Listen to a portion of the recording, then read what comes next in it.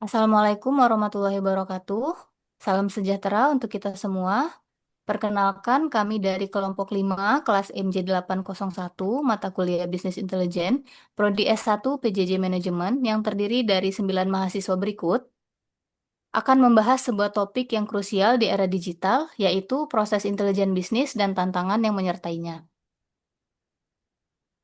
Intelijen bisnis atau BI telah berevolusi jauh dari sekedar sistem pendukung keputusan menjadi ekosistem canggih yang mengintegrasikan AI dan IoT. Namun, ada kesenjangan besar antara potensi dan realitas. Riset menunjukkan bahwa 75% organisasi global belum memaksimalkan ROI dari BI yang sebagian besar karena gagal mengintegrasikan aspek teknis dengan kebutuhan SDM. Fokus penelitian kami berangkat dari tiga masalah utama, yaitu pertama, tantangan dalam mengintegrasikan data yang kompleks, kedua, faktor-faktor yang menghambat efektivitas BI di pasar digital, dan ketiga, resistensi budaya serta keterbatasan kompetensi SDM sebagai hambatan signifikan.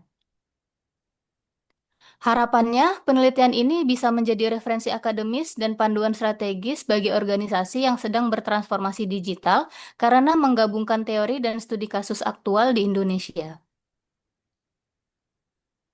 Secara fundamental, BI adalah kemampuan untuk mengubah data mentah menjadi keputusan strategis.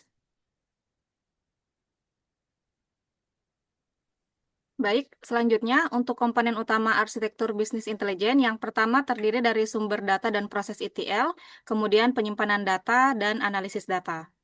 Selanjutnya, prosesnya dimulai dengan pengumpulan dan pembersihan data, sebuah tahap krusial yang disebut proses ETL untuk menjamin kualitas informasi. Selanjutnya, data dianalisis menggunakan teknik canggih seperti prediktif analitik untuk menemukan pola yang tak terlihat.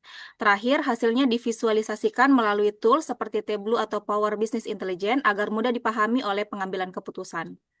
Selanjutnya, tujuan utamanya adalah membangun budaya berbasis fakta. Contohnya, suksesnya adalah BCA yang mampu meningkatkan akurasi prediksi risiko kreditnya hingga 40% dengan strategi ini. Selanjutnya, juga penggunaan analisis data untuk melakukan segmentasi nasabah yang sangat spesifik sehingga penawaran bisa dilakukan lebih tepat sasaran. Selanjutnya, Dalam prakteknya, perjalanan ini memiliki tantangan yang nyata. Pertama, integrasi sistem lama, di mana Bank Mandiri bahkan membutuhkan 3 tahun untuk migrasi penuh ke cloud hybrid. Kedua, kesenjangan skill SDM dengan data LinkedIn menunjukkan hanya 22% karyawan di Indonesia yang memiliki keterampilan analisis data yang memadai. Ketiga, resistensi budaya, di mana fenomena change fatigue bisa memperlambat adopsi seperti yang pernah terjadi di PT Telkom.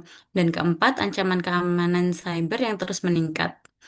Untuk mengatasinya, strateginya harus terintegrasi dengan perkuat infrastruktur TI dengan platform cloud hybrid, kembangkan skill SDM melalui program sertifikasi seperti yang dilakukan PT Astra, kelola perubahan budaya secara efektif, dan prioritaskan keamanan data dengan standar internasional.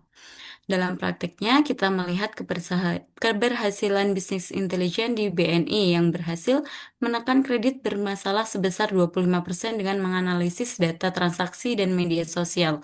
Di sisi lain, Unilever meningkatkan efisiensi rantai pasoknya hingga 30% dengan menggunakan sensor Internet of Things di gudang mereka. Namun, kita juga harus belajar dari kegagalan.